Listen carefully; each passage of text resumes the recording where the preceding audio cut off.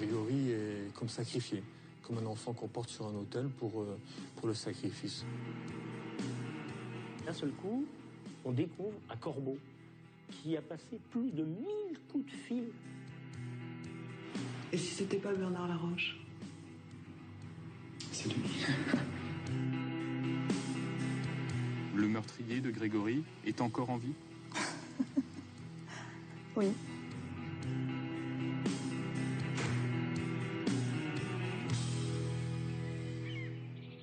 C'est une histoire qui n'a pas de fin. Une chronique mystérieuse qui hante cette vallée des Vosges depuis près de 30 ans. L'assassinat d'un garçon de 4 ans, jamais résolu.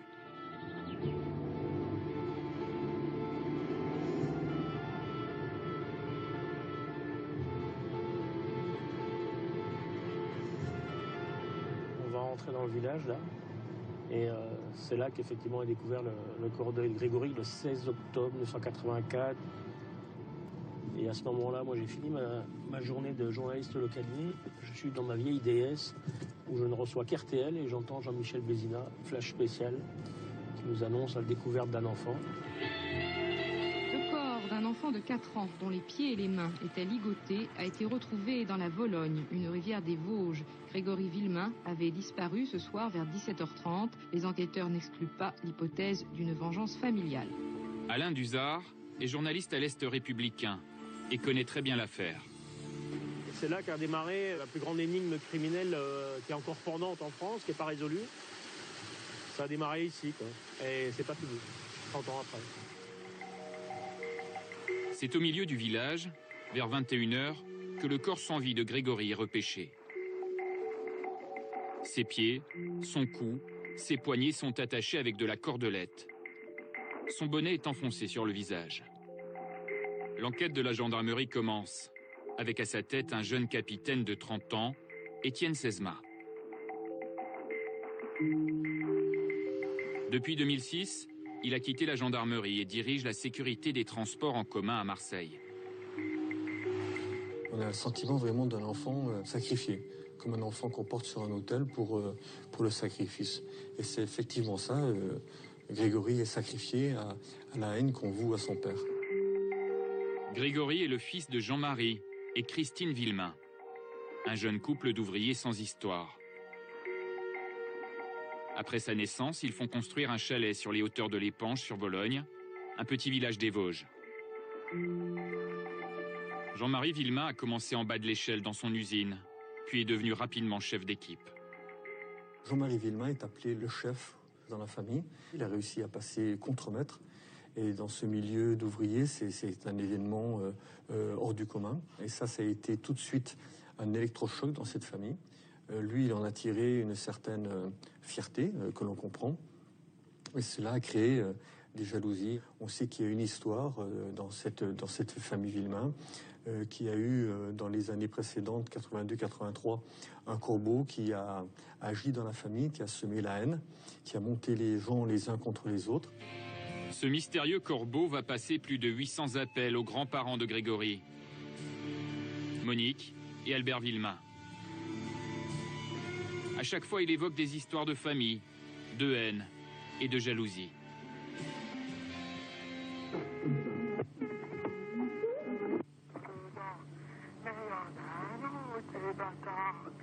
Je suis le seul à savoir qui c'est l'auteur de la vérité. Ta mère, Oui. je sais, elle a peur de la vérité. D'autres membres de la famille ont reçu des appels, comme Ginette, la belle-sœur de Jean-Marie Villemain. Nous l'avons rencontrée. Elle témoigne pour la première fois. Le corbeau, nous avons envoyé un médecin de Bruyères. Quand je l'ai vu à ma porte, j'étais étonnée. Je lui ai dit, mais je ne vous ai pas appelé. Il a retéléphoné après. Il m'a dit, je t'ai bien eu. Il vous faisait peur à l'époque, ce corbeau? Ah oui, il faisait peur. Oui. Et surtout à mes enfants, il faisait peur aussi. Parce que moi, mes enfants, quand je les mettais au lit, je fermais les portes des jambes. Après, c'était fini. Il faut les laisser ouverts, il faut les laisser la lumière. Mais la cible du maître chanteur, c'est Jean-Marie Villemain. Il exige que la famille coupe toute relation avec celui qu'il surnomme le chef.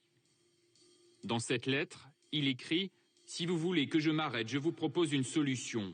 Vous ne devez plus fréquenter le chef. Vous devez le considérer lui aussi comme un bâtard. Si vous ne le faites pas, j'exécuterai mes menaces. À vous de choisir. La vie ou la mort. Maître Moser, l'avocat des parents de Grégory, a encore en mémoire un coup de fil de 1983. Je me souviens d'un appel assez long, un corbeau qui casse les pieds, le mot est faible, à Jean-Marie, qui lui dit bah, ta maison, je vais te la brûler, je m'en fous. Ta femme, je vais te la prendre, je m'en fous. Donc Jean-Marie va au bluff, bien entendu. Et puis le corbeau qui est dépité parce qu'il n'arrive pas à faire sortir Jean-Marie de ses gonds, eh bien ce corbeau affecte, dit eh ben, ton gamin, je vais lui faire la peau, enfin quelque chose dans ce genre-là. Et là, le malheureux Jean-Marie bondit, ah non, tu ne feras pas ça, etc., etc. Et c'est là que le corbeau, qui est certainement un gaillard intelligent, rusé, etc., perçoit le côté faible de Jean-Marie. Le corbeau ne fera plus parler de lui jusqu'au 16 octobre 1984. Ce jour-là, Christine Villemain quitte son usine de l'Épange à 16h55. Elle récupère son fils chez sa nounou, semble pressée. Elle a du repassage à faire.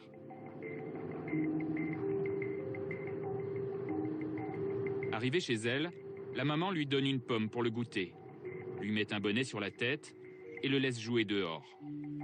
Quelques minutes plus tard, l'enfant disparaît. Affolée, elle part à sa recherche avant de prévenir la gendarmerie. À 17h32, l'oncle Michel, le mari de Ginette Villemain, reçoit un appel. Le corbeau lui annonce qu'il a enlevé l'enfant et que sa mère ne le retrouvera pas. Il a dit qu'il avait une voix forte, énervée. Une voix rauque, c'est ça? Pas rauque, mais forte, je sais pas. Une voix d'homme? À l'époque, oui, il pensait que c'était un homme, mais une voix énervée, ça c'est sûr. Le même jour, une lettre est adressée à Jean-Marie Villemain. Elle est postée à l'Épange et revendique le meurtre. J'espère que tu mourras de chagrin, le chef. Ce n'est pas ton argent qui pourra te redonner ton fils. Voilà ma vengeance, pauvre con. Tout est dans cette lettre, qui est la clé de voûte de cette affaire. Cette lettre est essentielle. On sait que si on trouve l'auteur de cette lettre, on trouvera l'assassin. Trouver le corbeau devient la priorité des gendarmes. Ils vont entendre les proches, vérifier leurs alibis, leur faire écrire des dictées pour les comparer à la lettre du 16 octobre.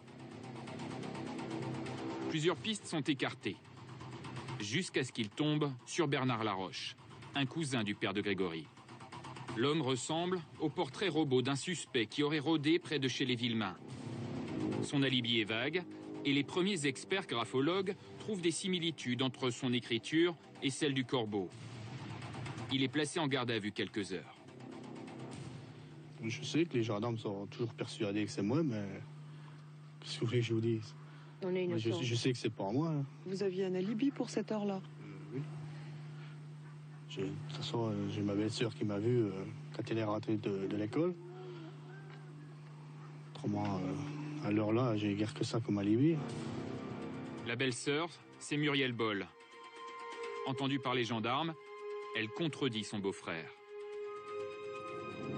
Elle déclare que Bernard Laroche est venu la chercher au collège vers 17h le jour du meurtre. Dans la voiture avec lui, Sébastien, son fils de 4 ans. Ensuite, ils se sont rendus à l'Épange pour récupérer un petit garçon, puis à Decelles. Là, Bernard Laroche est descendu avec l'enfant, puis revenu seul.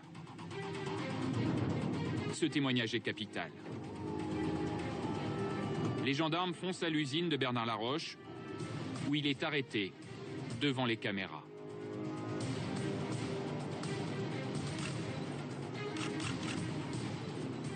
Pour nous, on se dit que le job a été fait.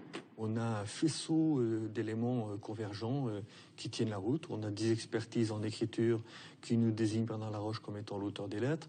On a des indications de l'expert en voix qui nous amènent à penser qu'il fait partie d'un petit groupe de personnes qui pourraient correspondre aux enregistrements que l'on a. On a le témoignage de Muriel conforté par 7 ou 8 autres témoignages. Bref, on se dit que tout se tient. Mais on ne sait pas que tout va s'effondrer quelques jours après. Le soir même, le juge d'instruction, Jean-Michel Lambert, donne une conférence de presse et l'identité du précieux témoin. Qu'est-ce qui vous a permis de l'inculper? Un témoignage capital et en partie un rapport d'expertise. Les résultats partiels. Ce témoignage est celui de Muriel. Exact. Muriel a accompagné Bernard Laroche sur les lieux du crime. Elle était dans la voiture. Elle était dans la voiture, oui. Le lendemain, Muriel se rétracte devant la presse. J'étais pas dans la voiture de Bernard. J'ai jamais été sur l'éponge, tout ça. Où le gosse a été noyé, j'ai jamais été là. Bernard est innocent. Mon beau-frère, il est innocent. Jamais été avec mon beau-frère. Désormais, qui croire? La défense de Bernard Laroche va rentrer en scène.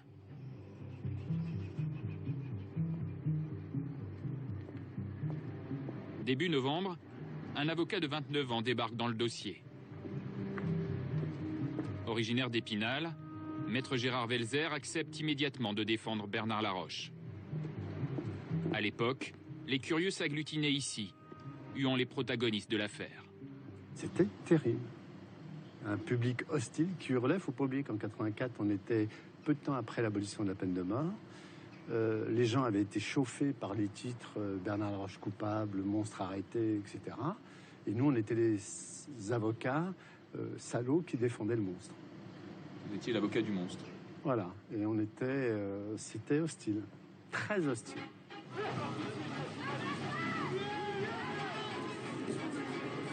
Ce 9 novembre, l'inculpé Bernard Laroche s'engouffre rapidement dans la voiture des gendarmes. La foule est en furie.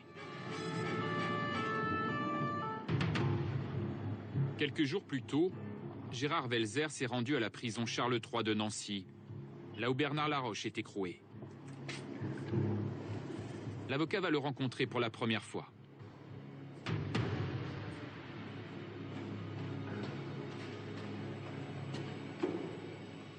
Je vais voir celui qui est présenté comme le monstre.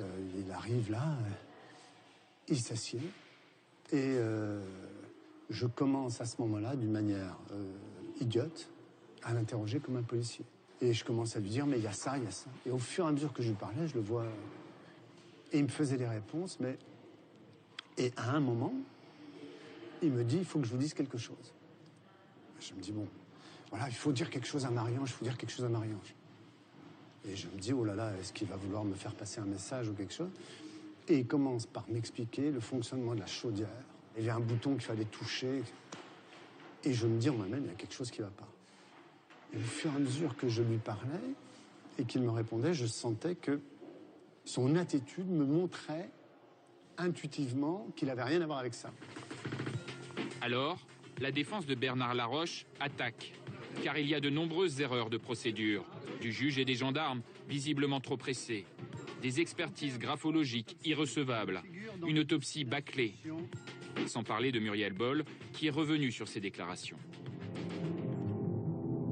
Les époux Villemain s'inquiètent, eux sont convaincus que la justice tient le coupable. Et si c'était pas Bernard Laroche? C'est lui. Vous êtes sûr? En prison, le détenu réalise de nombreuses dictées. Son écriture est comparée par 7 experts de renom à celle du Corbeau. Leur conclusion est sans appel, l'inculpé n'est pas l'auteur de la lettre du 16 octobre. Mais alors qui? La presse s'interroge, et si c'était la mère? Fin novembre, elle est confrontée au témoignage de 4 collègues. Elles affirment avoir vu Christine Villemain près de la poste de l'Épanche vers 17h, à l'heure où le Corbeau aurait posté sa revendication. Le juge Lambert commence à douter. On dirait que tout ce que j'ai raconté au début, il prend ça à la rigolade, il dit que c'est pas vrai. Que par rapport aux 4 témoignages qu'il y a eu, il dit que moi maintenant je mens. Et puis ce que j'ai dit avant, c'est la vérité. Je suis pas allée à la poste le mardi, j'y suis allée le lundi. Comment vous, personnellement, vous réagissez au fait qu'on puisse vous soupçonner? Pas trop bien quand même. C'est quand même mon petit qu'on a enlevé. Oui, finalement, c'est quand même vous la victime dans cette affaire. Et vous avez l'impression qu'on essaie un peu de semer le trouble dans l'enquête? Oui, parce que le petit n'est plus là, j'ai plus rien. Je sais pas ce que ça m'aurait rapporté d'avoir fait ça. Le 5 février 1985, Bernard Laroche est remis en liberté, mais reste inculpé d'assassinat. À sa sortie de prison, des journalistes sont là. C'est drôle de me retrouver en liberté au bout de 3 mois. Mais je suis très heureux. Vous êtes innocent? Oui, je suis innocent. Je suis innocent et j'espère que le vrai coupable sera trouvé un jour. Qu'est-ce que vous ressentez maintenant, madame? Papa, il a eu ta photo. Grande joie déjà, pour retrouver mon mari. Il a eu ta photo. Essayer de refaire notre vie. T'as écrit sur la nuit. Nous avons retrouvé Marie-Ange Laroche. Mère de 4 enfants, elle réside toujours dans les Vosges et continue de défendre avec vigueur l'innocence de son mari. 30 ans après, je me pose la question, Jean-Marie Villemain, pour avoir une vengeance comme ça, il doit bien savoir s'il a fait du mal à quelqu'un ou pas. Hein. Parce qu'on ne prend pas un enfant comme ça, et hop, puis on dit non. Et votre mari n'avait aucune raison de se venger de Jean-Marie Villemain? Non, aucune raison, pas du tout, non. Non, je vois pas en quoi. Votre mari n'était pas jaloux de la situation économique des Villemain? Je vois pas la jalousie aurait pu être présente, je vais vous dire. On était pareils, hein, je vais vous dire, ils travaillaient tous les deux, nous on travaillait tous les deux. Ils ont eu leur maison, on avait notre maison, on avait notre gamin, ils avaient le leur. Je veux dire, il n'y avait aucune jalousie entre nous. Le 29 mars 1985, Marie-Ange Laroche va chercher son mari à l'usine pour lui annoncer une bonne nouvelle. Elle est enceinte de leur 2e enfant. Bernard et Marie-Ange rentrent chez eux, heureux, dit-elle, pour la dernière fois.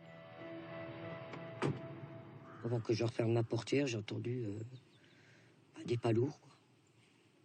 Je me suis retourné, c'était Villemain qui avait sauté le talus avec le fusil. Bernard était déjà devant la porte du sous-sol et puis donc je m'étais mise devant lui. Je pensais jamais que il allait tirer, quoi. Il y a eu un petit dialogue entre eux et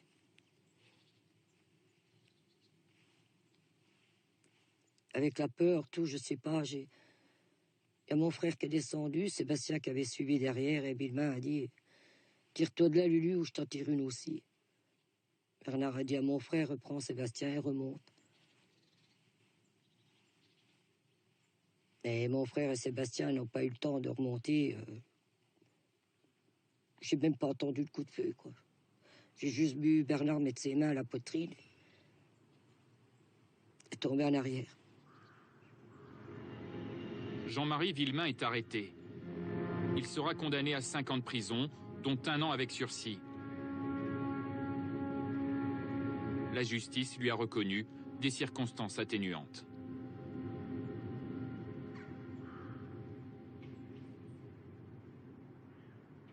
Avec toutes ces années, au bout de 30 ans, est-ce qu'il y a encore de la colère en vous? Oui, la colère est toujours en moi, elle est toujours présente, elle est toujours là parce que je m'aperçois que ça va toujours dans le même sens, quoi. Je veux dire, dire qu'il y a quelque chose, j'ai même l'impression que plus les années passent et quand je vois certains journaux, même à la télévision, certaines personnes avoir un acharnement sur Bernard comme ils l'ont, je me dis mais c'est pas possible, quoi. Pourquoi qu'ils veulent pas voir ailleurs, qu'ils veulent pas croire qu'il y a une autre possibilité? Pourquoi? Parce que Villemain a tué Bernard. Il faut prouver son geste, il faut reconnaître son geste d'un père qui a perdu son enfant. Ça, je conteste pas, ça doit être très dur. Ça, je le comprends très bien. Mais on n'assassine pas non plus comme ça quelqu'un, je pense pas. Non. Dès lors, l'enquête se focalise sur la mère de Grégory. Les gendarmes sont dessaisis et c'est la police judiciaire de Nancy qui reprend l'affaire. Les policiers pensent que la maman a tué son fils volontairement ou peut-être par accident, noyé dans sa baignoire, supposent alors certains enquêteurs. En avril 1985, coup de théâtre. Des cordelettes sont retrouvées dans la cave de la maison des Villemain. D'autres experts affirment que l'écriture du corbeau ressemble à celle de la mère de Grégory. Le 5 juillet, Christine Villemain est inculpée pour assassinat. Toute la presse est là. Une mère infanticide, ça fait vendre du papier.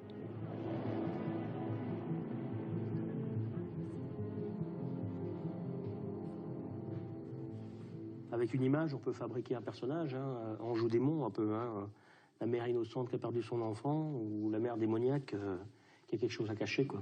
Ça a beaucoup joué, l'impression, les photos, le travail des photographes sur cette affaire. Ah, ça a été fondamental, oui. Ça a été fondamental, surtout plus peut-être pour Christine Villemain que pour Bernard Laroche, quoi. Jamais, au départ, on aurait pu imaginer qu'on ait pu l'accuser d'avoir tué son enfant, quoi. Ça a été une construction qui est venue après, quoi. Et quand on voit finalement là comment on peut construire une image, ces deux photos-là, elles sont vraiment frappantes. Au moment de la presse. Pour les 30 ans de l'affaire, le journal L'Est républicain d'Alain Duzard a ressorti toutes les archives. Les journalistes, les avocats, les juges, ils ont eu du mal à appréhender son caractère, qui était parfois un peu trouble. Et je pense qu'elle a cristallisé beaucoup d'émotions, de sentiments autour d'elle. Ouais, et puis je crois que le meilleur attaché de presse de Christine Villemain, il s'appelait Jean-Michel Lambert, c'était le juge. C'est lui qui, à un moment donné, parle aux journalistes, laisse la bride un peu sur les épaules des enquêteurs, et d'une certaine manière, c'est lui qui va laisser cette ouverture et la cavalcade va démarrer, quoi. Voilà, et nous, les journalistes, on va s'engouffrer. Hein. Ah non, mais si vous laissez un petit truc comme ça, on va s'engouffrer tous dedans. Hein.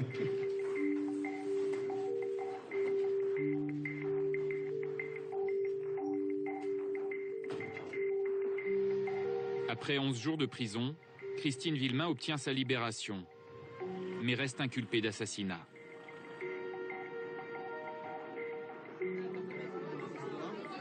Christine Villemain est libre. L'injuste incarcération a cessé.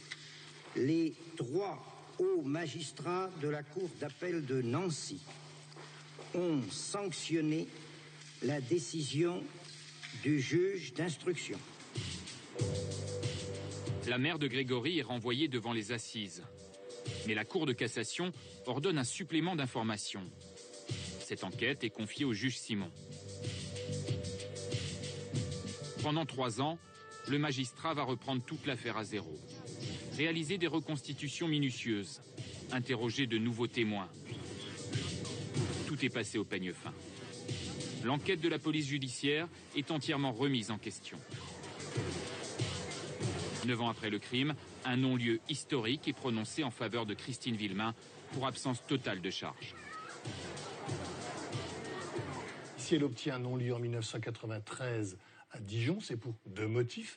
Premier motif, la Cour dit impossibilité absolue, mathématiquement démontrée, elle ne peut pas avoir fait cela. Deuxième raison du non-lieu, cette femme est une bonne épouse, une gentille maman, elle aimait son enfant, c'était l'enfant roi. Ce sont pour ces 2 motifs que le non-lieu est prononcé en 1993. 30 ans après, le magistrat le plus critiqué de France à l'époque a accepté de nous recevoir chez lui au Mans, accompagné de son... Oh, mais super. Lambert, ici les gens connaissent un petit peu votre histoire. Oui, mais on n'en parle jamais. Pour le coup, jamais. C'est très agréable. Pour la première fois, le juge et son épouse se confient sur l'histoire qui continue de hanter leur vie. Est-ce que l'affaire vous a changé? Elle a totalement bouleversé, elle a tout bouleversé. Ma personnalité, mon existence, mon regard aussi sur la société. Pour moi, c'est très clair, il y a un avant et un après 16 octobre 84. Après le 16 octobre, il y a eu la médiatisation, puis la descente aux enfers, jusqu'aux envies de suicide. Jean-Michel Lambert a repris pied grâce à sa famille, au sport et à l'écriture. 30 ans après l'affaire, cet ami de Léo Ferré a écrit un livre sur les injustices judiciaires. Il consacre un chapitre à Bernard Laroche.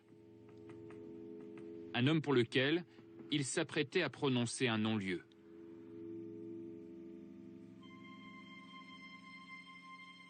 faut bien comprendre une chose. J'aurais été, entre guillemets, le plus heureux des hommes si on avait réuni suffisamment d'indices graves et concordants de culpabilité, comme on disait à l'époque, pour renvoyer Bernard Laroche devant la cour d'assises. Simplement, à chaque fois que je procédais à une vérification, l'élément en question... De septembre 1984 à janvier 1985, Jean-Michel Lambert était le seul juge d'instruction à Épinal. À 32 ans, l'homme gérait plus de 200 dossiers.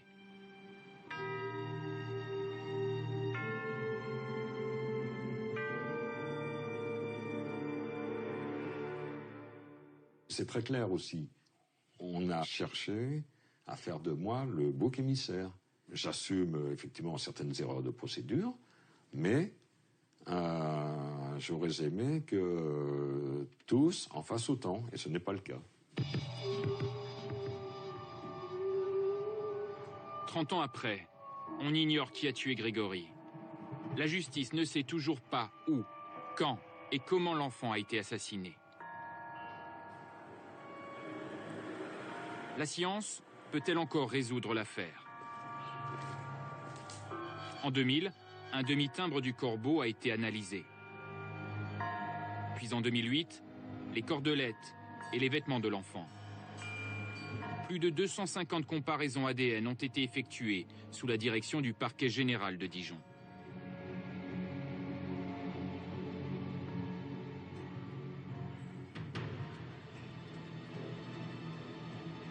Je pense que ce qui est important, c'est qu'on n'a pas pu imputer précisément une trace d'ADN à un individu donné sur un des scellés qui nous intéresse. Il y a des profils qu'on n'a pas identifiés, oui, de personnes inconnues.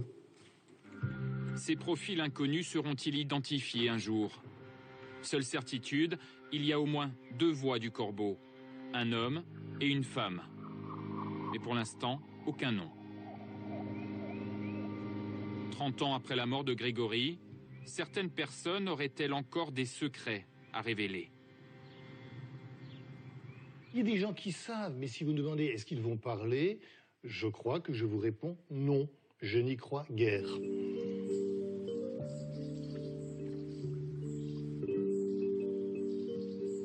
Est-ce qu'il y a d'autres personnes qui savent des choses selon vous? Oh oui. Oui. Je pense, oui. Et pourquoi ces personnes ne parlent pas? Bon, parce qu'elles ont peur, hein.